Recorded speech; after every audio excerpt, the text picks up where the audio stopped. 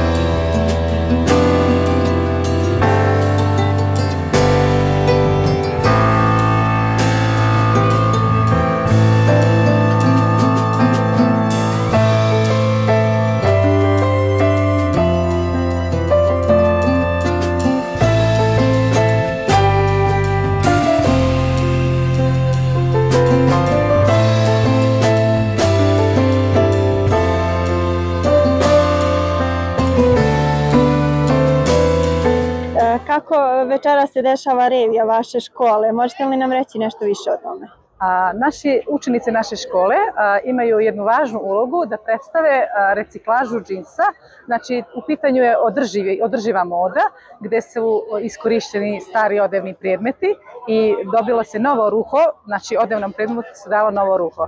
Sve su to radili učenici naše škole pod mentorstvom profesora i uključeni su bili maksimalno, tako da su, evo vidite i večeras kako su oni i odeveni i taj džins nazire se, znači da je već korišten prethodno, ali je dobio neko, da kažem, novo ruho i neki novi model i oni sami nisu znali, učenici dok su radili, šta će na kraju da se desi i šta će dobiti, tako da su bile su oduševljeni i možete i vi da vidite i znači u školskim radionicama je odrađeno.